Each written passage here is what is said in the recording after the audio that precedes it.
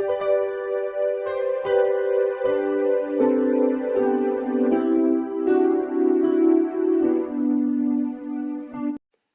Students, প্রথমেই UK educational টিপসের পক্ষ থেকে তোমাদের সকলকে স্বাগত জানাই।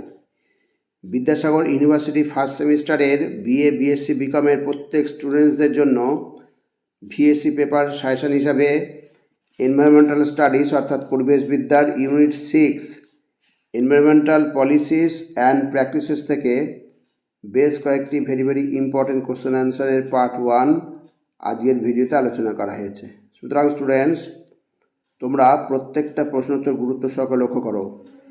এই চ্যাপ্টার থেকে এই প্রশ্নগুলির মধ্যে থেকেই তোমরা কমন পেয়ে যাবে, সে বিষয়ে কোনো সন্দেহ নেই। প্রথমে দেখো, পরিবেশ নীতিবিদ্যা বা এনভায়রনমেন্টাল এথিক্স কি? প্রকৃতির প্রতি মানুষের আচরণ কেমন হওয়া উচিত এবং প্রকৃতির ওপর মানুষের নৈতিক অধিকার ও দায়িত্বের বিষয়টি যে শাস্ত্র আলোচনা করে তাকে পরিবেশগত নীতিবিদ্যা বলে। এবার পরবর্তী প্রশ্ন 2 নম্বর, সুস্থায়ী উন্নয়ন বা সাস্টেনেবল ডেভেলপমেন্ট বলতে কি বোঝো? ভেরি ইম্পর্টেন্ট প্রশ্ন। বর্তমান প্রজন্মের চাহিদা মেটানোর জন্য প্রাকৃতিক সম্পদের এমনভাবে ব্যবহার করা যাতে ভবিষ্যৎ প্রজন্মের চাহিদাও অক্ষুণ্ণ থাকে, তাকেই সুস্থায়ী উন্নয়ন বা সাস্টেনেবল ডেভেলপমেন্ট বলে। নেক্সট 3 নম্বর, মন্ট্রিল প্রোটোকলের মূল উদ্দেশ্য কী? 1987 সালে স্বাক্ষরিত এই প্রোটোকলের মূল লক্ষ্য হল বায়ুমণ্ডলের ওজোন স্তরকে রক্ষা করা। এর জন্য ওজোন বিনাশকারী গ্যাসসমূহ উৎপাদন ও ব্যবহার পর্যায়ক্রমে কমিয়ে ফেলার সিদ্ধান্ত নেওয়া হয়। পরবর্তী প্রশ্ন, এজেন্ডা 21। ভেরি ইম্পর্টেন্ট প্রশ্ন, এজেন্ডা 21।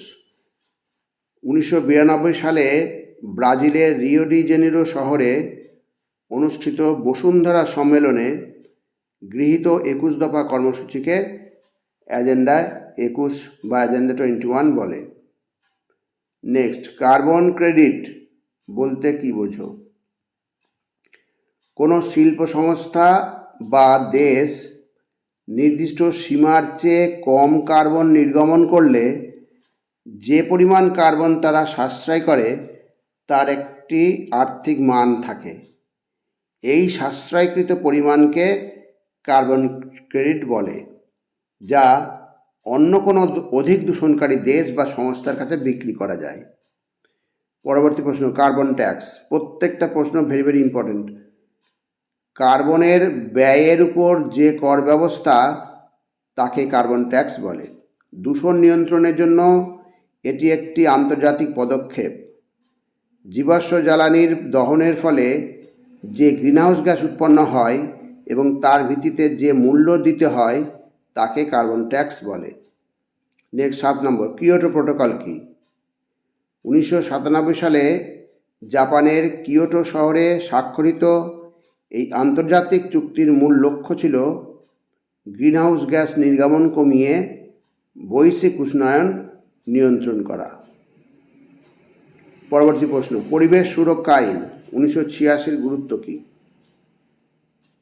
ভারতে ভোপাল গ্যাস দুর্ঘটনার প্রেক্ষাপটে এই আইনটি তৈরি হয়। এটি সরকারকে পরিবেশের গুণমান রক্ষা, দূষণ নিয়ন্ত্রণ এবং ক্ষতিকারক পদার্থ ব্যবস্থাপনার পূর্ণ ক্ষমতা দেয়।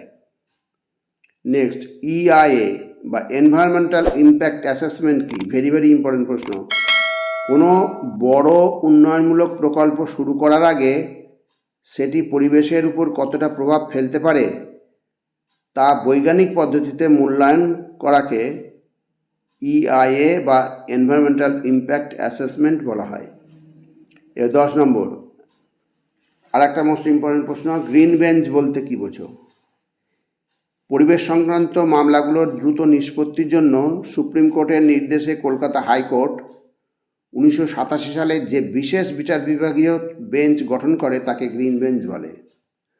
নেক্সট, গ্রিন বেঞ্চের নিষ্পত্তি ঘটে এরূপ দুটি মামলার উদাহরণ দাও। মামলা দুটি হলো আবর্জনা সংক্রান্ত মামলা এবং বৃক্ষছেদন সংক্রান্ত মামলা। ভেরি ভেরি ইম্পর্টেন্ট প্রশ্ন প্রত্যেকটা। এবার গ্রিন মাফলার বলতে কি বোঝো? বৃক্ষরোপণের দ্বারা শব্দের দূষণ রোধ করার একটি পদক্ষেপ হলো গ্রিন মাফলার। রাস্তায় যেখানে অতিরিক্ত যানবাহন চলাচল করে সেখানে রাস্তার দুধারে বৃক্ষরোপণ করে শব্দ দূষণের মাত্রা কমানো হয়। নেক্সট, জাতীয় পরিবেশ আদালত অর্থাৎ ন্যাশনাল গ্রিন ট্রাইব্যুনাল কেন গঠিত হয়? 2010 সালে ভারতে পরিবেশ সংক্রান্ত আইনের কার্যকর প্রয়োগ এবং পরিবেশের ক্ষতিপূরণ প্রদানের জন্য একটি বিশেষ আদালত বা ট্রাইব্যুনাল হিসাবে এনজিটি গঠিত হয়, অর্থাৎ ন্যাশনাল গ্রিন ট্রাইব্যুনাল গঠিত হয়। এবার 14 নম্বর, গ্রিন ট্রাইব্যুনাল অ্যাক্ট কি? গ্রিন ট্রাইব্যুনাল অ্যাক্ট হলো ভারতের সংসদীয় একটি আইন যা 2010 খ্রিস্টাব্দে গৃহীত হয়। এটি পরিবেশগত বিভিন্ন মামলা যা নিষ্পত্তি হয়নি সেগুলির দ্রুত নিষ্পত্তিকরণ ও মোকাবেলা করে। নেক্সট প্রশ্ন, সিআরজেড অর্থাৎ কোস্টাল রেগুলেশন জোন কি? উপকূলবর্তী এলাকার বাস্তুতন্ত্র রক্ষা করার জন্য উপকূলরেখা থেকে নির্দিষ্ট দূরত্ব পর্যন্ত এলাকাকে সিআরজেড অর্থাৎ কোস্টাল রেগুলেশন জোন বলা হয়, যেখানে নির্মাণ বা শিল্প স্থাপনের উপর আইনি বিধিনিষেধ থাকে। নেক্সট 16 নম্বর, সামাজিক বন সৃজন কাকে বলে? আর একটা ভেরি ভেরি ইম্পর্টেন্ট প্রশ্ন, প্রত্যেকটা ইম্পর্টেন্ট। অব্যবহৃত জমিতে জনসাধারণের সক্রিয় অংশগ্রহণের মাধ্যমে বন তৈরি করে জ্বালানি, পশুখাদ্য ও পরিবেশের ভারসাম্য রক্ষা করার পদ্ধতিকে সামাজিক বন সৃজন বলে বা সোশ্যাল ফরেস্ট্রি বলে। এবার 17 নম্বর, জেএফএম জয়েন্ট ফরেস্ট ম্যানেজমেন্ট কি? ভেরি ভেরি ইম্পর্টেন্ট প্রশ্ন। বন বিভাগ এবং স্থানীয় বনবস্তির অধিবাসীরা যখন যৌথভাবে বনের রক্ষণাবেক্ষণ ও পরিচালনার দায়িত্ব গ্রহণ করে তখন তাকে যৌথ ব্যবস্থাপনা বা জেএফএম বা জয়েন্ট ফরেস্ট ম্যানেজমেন্ট বলে। 18 নম্বর, রামসার সাইট বলতে কি বোঝো? ভেরি ভেরি ইম্পর্টেন্ট প্রশ্ন। 1971 সালে ইরানের রামসার শহরে অনুষ্ঠিত সম্মেলনের সিদ্ধান্ত অনুযায়ী আন্তর্জাতিক গুরুত্বসম্পন্ন যে জলাভূমিগুলো সংরক্ষিত হিসাবে ঘোষিত হয় তাদের রামসার সাইট বলে। খুব ভালো করে এগুলো পড়ে নেবে। এবার নেক্সট হচ্ছে রামসার কনভেনশন কি? জলাভূমি সংরক্ষণ ও তার স্থিতিশীল ব্যবহার করার জন্য যে আন্তর্জাতিক চুক্তি স্বাক্ষরিত হয় তা রামসার কনভেনশন বা রামসার সম্মেলন নামে পরিচিত। নেক্সট 20 নম্বর, গ্রিন হাউস গ্যাস বলতে কি বোঝো? গ্যাসগুলি কী কী?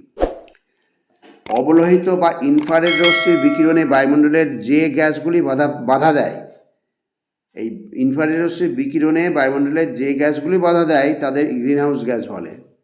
যেমন carbon dioxide, methane, ozone, carbon monoxide, chlorofluorocarbon, nitrous oxide, জলীয় বাষ্প প্রভৃতি গ্যাস। এবার হচ্ছে 21 নম্বর, বিশ্ব উষ্ণায়ন বলতে কি বোঝো? নিম্ন ট্রপোস্ফিয়ারে গ্রিনহাউস গ্যাসের ঘনত্ব অতিমাত্রায় বৃদ্ধি পাওয়ায় ভূপৃষ্ঠে বিকিরিত অবলোহিত রশ্মি শোষিত হয়ে পুনরায় ভূপৃষ্ঠে ফিরে আসে। এর ফলে পৃথিবী জুড়ে বায়ুমণ্ডলের গড় উষ্ণতা বেড়েই চলেছে।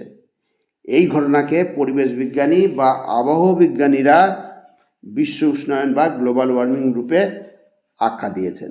ভেরি ভেরি ইম্পর্টেন্ট প্রশ্ন। নেক্সট আর একটা ভেরি ভেরি ইম্পর্টেন্ট প্রশ্ন হচ্ছে গ্রিন হাউস প্রভাব বলতে কী বোঝো বা গ্রিন হাউস এফেক্ট?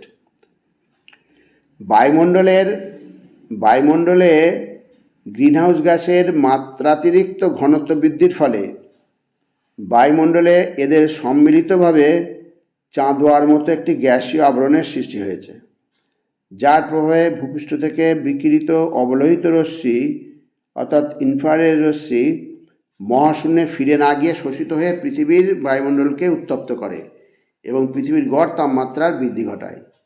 এই ঘটনাকেই গ্রিন হাউস প্রভাব বলে। ভেরি ভেরি ইম্পর্টেন্ট প্রশ্ন। এবার 23 নম্বর, গ্রিন হাউস প্রভাবের ক্ষতিকর দিকগুলি কী কী? গ্রিন হাউস প্রভাবের গ্রিন হাউস প্রভাবের কারণে প্রথম হচ্ছে জলবায়ু পরিবর্তিত না হলে বন্যা, ঘূর্ণিঝড় এবং খরার ঘটনা বাড়ে। মানুষের জীবন ও সম্পত্তির ক্ষতি হয়। নেক্সট 3 নম্বর, ধোঁয়াশা বেশি সৃষ্টি হয়। 4 নম্বর হচ্ছে মানুষের শ্বাসকষ্ট। 3 নম্বর হচ্ছে মানুষের শ্বাসকষ্ট বাড়ে। আর 2 নম্বর হচ্ছে ধোঁয়াশা অর্থাৎ স্মোক বেশি সৃষ্টি হয়। আর 5 নম্বর হচ্ছে মাত্রা বৃদ্ধির ফলে বায়ু দূষণ বাড়ে। আর 5 নম্বর হচ্ছে আজকের শেষ প্রশ্ন, দাবানলের ঘটনা বৃদ্ধি পায়। তাহলে স্টুডেন্টস, যে প্রশ্ন উত্তরগুলো করে দেওয়া হলো প্রত্যেকটাই আবার বলছি ভেরি ভেরি ইম্পর্টেন্ট প্রশ্ন। এগুলো তোমরা ভালো করে যাবে, এখান থেকে তোমরা কমন পেয়ে যাবে। যাই হোক স্টুডেন্টস, ভিডিওটা যদি ভালো লাগে অবশ্যই সাবস্ক্রাইব করো, এর সাথে একটা লাইক দিও এবং তোমার ফ্রেন্ডসদের মধ্যে ভিডিওটি শেয়ার করো। তাহলে স্টুডেন্টস, আজকে এখানেই শেষ করি। তোমরা সকলে ভালো থেকো, সুস্থভাবে পরীক্ষা দিও। Thank you very much.